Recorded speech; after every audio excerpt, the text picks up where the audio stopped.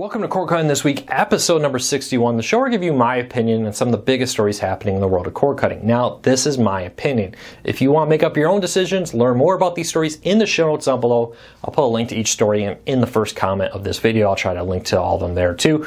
Read them. Come up with your own opinion. Let me know what you think I got wrong. I love hearing from you. Hey, if you're new here, our goal is to help you get the most out of your TV experience without paying crazy amounts of money to your cable company. We're here to show you all the legal options for cord cutting and streaming your content at a lot cheaper price versus traditional cable TV. Hey, hit that subscribe button, hit that thumbs up. We do weekly Q&As, recap shows like this, and we have all kinds of videos on Netflix, Hulu, Amazon, Roku, Apple TV, Fire TV, and a ton of other services out there. So hit that subscribe button. Hopefully we can help you out. But there's a lot of news this week. We're going to be racing through it to kind of give you some of the highlights, the things you need to know, stories I think will be most impactful in the world of cord cutting going forward. First, hey, I'm still in the review lab for this, not in the new office. Carpet is being installed, so hopefully last time in here. We'll wait and see what happens. But soon, we'll be in the new office with a new setup and cool new things to come.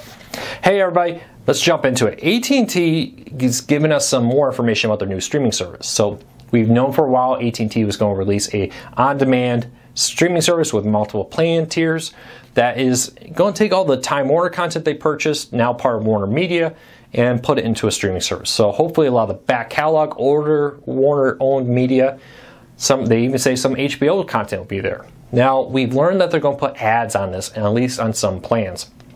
It sounds very similar to Hulu or CBS All Access. The base plans will be cheaper but include ads. The higher end plans will be ad-free but cost more money. Now, hey, I kind of like the idea because I kind of like the fact that Hulu gives the options. If you don't want ads, pay the price that costs. If you want ads, it's a cheaper cost. You can save some money and still watch what you want to watch. So it's not necessarily a bad idea. I am interested here to see how they do this. I would love to see AT&T launch a free service, kind of like the CW does, kind of like how Viacom just bought Pluto TV and more, that's with ads. But we'll see what they do. Now, the interesting thing here is there's so many of these coming. Not all of them are going to survive. The question now is there enough content that people are willing to sit through ads or pay an additional price from Warner that people really want? Same with NBC. Now, NBC is going to offer a free ad support version. Viacom's offering an ad-supported version by buying Pluto, but Viacom is going to launch a paid version. Is there enough Viacom content out there that people are going to want to pay for that instead of just saying, hey, I'm fine with it within commercials, or if I really want that show, I'll buy it, or maybe I watch it on demand through my live TV streaming service that happens to have Viacom? I don't think all of these are going to survive. Just mathematically, they won't. I think the free versions have a higher chance of surviving because people, I find, do like the Pluto, the Crackles, the Tubies, and more to say, hey, I'm not interested in paying for Seinfeld, but hey, if I want Seinfeld, I'll watch a few episodes of it on Sony's Crackle for free with a few ads in it. Seems to be a better selling point.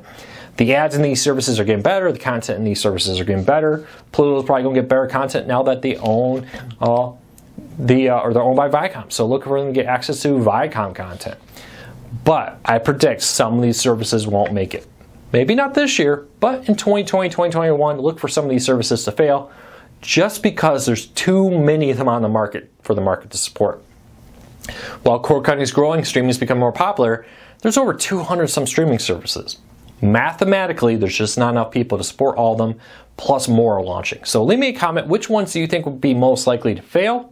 What do you think of AT&T's plan of offering a commercial supported cheaper version of their service versus a more premium ad-free experience? Leave me a comment. I'd love to hear from you.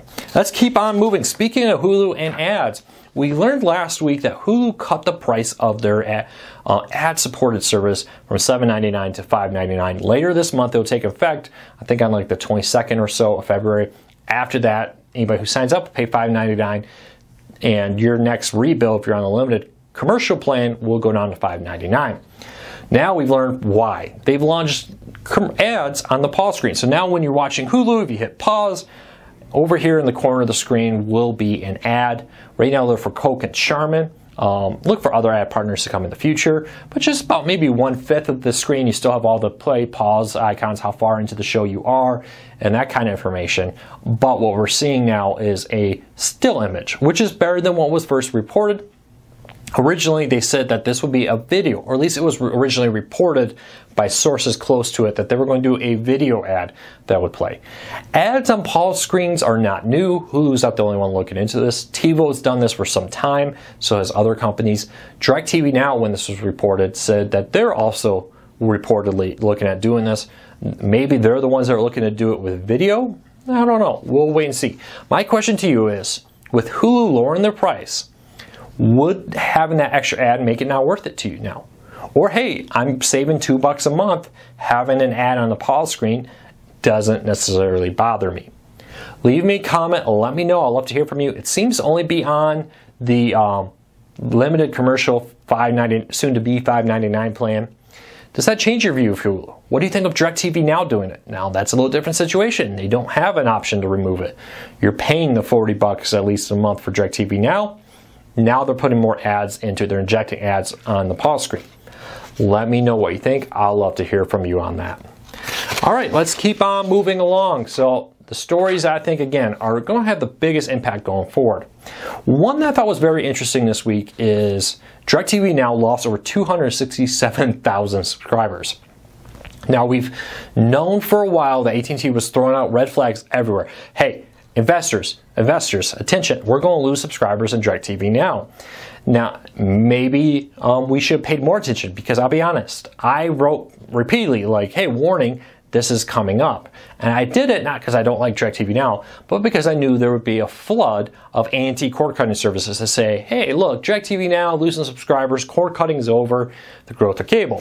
Well, not so fast, because DirecTV's and AT&T Uverse lost over 750,000 subscribers last year. So cable across the board so far, of all the companies I've seen report numbers so far, have lost subscribers. So cord cutting is still growing, still bigger than it ever is, but DirecTV Now lost customers. What's happening here?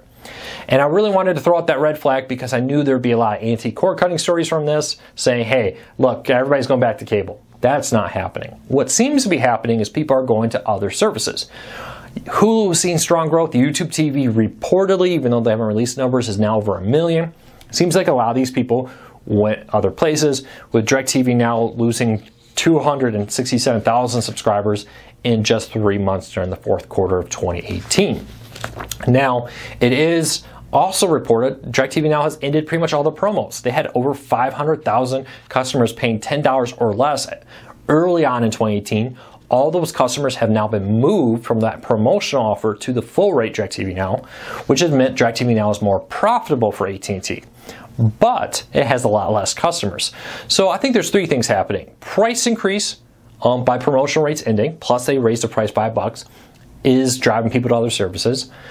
But it also has to do with the quality of service. Now, when I posted this story, a lot of people left comments. Yeah, I left DirecTV Now because of two reasons.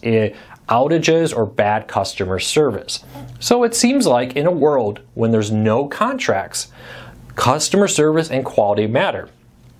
People have been going to Sling, YouTube TV, Hulu, PlayStation View, and others because they told me, hey, I got better, more reliable service, I got better DVR, or I got better customer service. So it does seem that the quality of the service, the quality of the customer service is important to our readers when it comes to this.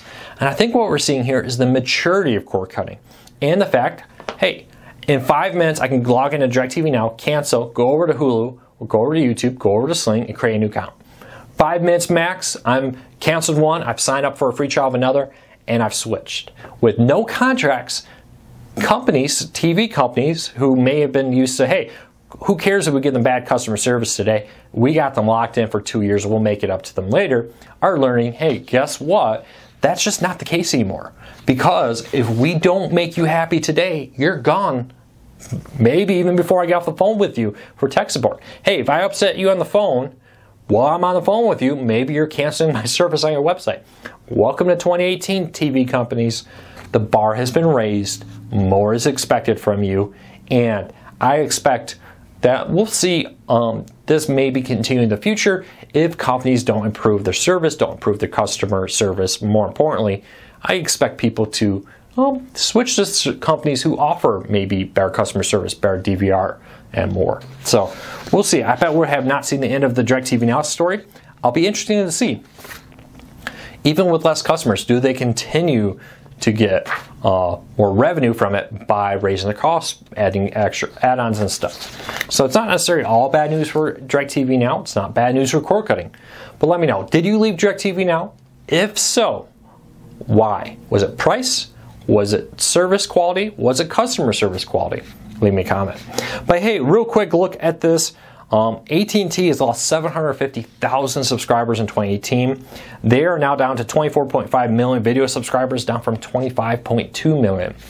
Keep an eye on this. So far, DirecTV Now has had the biggest drop in subscribers, or DirecTV, AT&T's all the products. Some of that coming from DirecTV Now's drop. Be interesting. Dish is coming up next week. Let's see what happens there. Will Dish also see a big drop? Will Sling TV see a drop? Leave me a comment. Let me know what your predictions are for Dish and DirecTV or in Sling TV. Will they see another big drop too? I'd love to hear from you.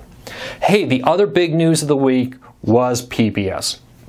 Now, last year we learned that PBS was intending to launch on streaming services.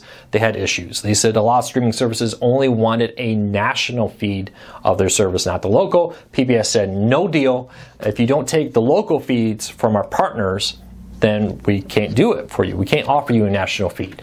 And a lot of that's because while PBS is PBS, the local content you see is not owned by PBS. It's owned by the local partner station. So your local college or whatever organization owns the local PBS where you live owns the rights to a lot of the content that airs on it, especially the local content.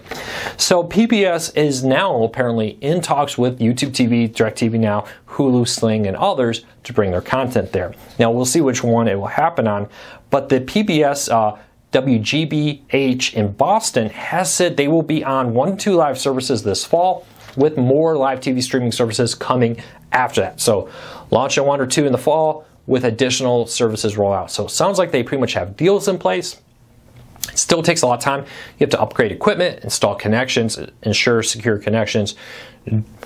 The streaming service has a program, a geographic area where that content will only be shown there. So we're still a ways off, but the good news, PBS, one of the most asked for channels when I get this, is coming to services. I know you can get the PBS Passport for like $5 and gives you a lot of the national content, but people seem to want their PBS local content. I would still recommend an antenna if you can. An antenna is a great option for getting PBS and all kinds of other stuff, but you know, it is nice to have it all in one spot. So I understand why some people want it in their service. We don't know which ones though. It does sound like YouTube TV, Hulu, DirecTV Now, PlayStation View are the more likely ones. Fubo TV too. They have the most locals. They have a big focus on locals. I'll look for it there. Would not be surprised for it to show up on something like Sling or any of the other services out there. So keep that in mind, that your local also may not be part of the first wave. Remember, this is on a local by local basis. So Boston we know is coming. I hear reports that others are also coming about the same time, but not all of them. The bigger ones may be the first because they got the money to quickly do the upgrades. The smaller ones may come later on in the process. So keep that in mind. But the good news is PBS, one of the last holdouts with the growth of cord cutting, is finally becoming cord cutting friendly. Hey, does that excite you? How important is PBS to you? Leave me a comment. I'd love to hear from you. But hey, next week, hopefully in the new office, we'll see what happens. But leave me a comment. Leave me your thoughts on the state of cord cutting. Hit that subscribe button. Hit that thumbs up. It's a huge help to us. We'll see you next week.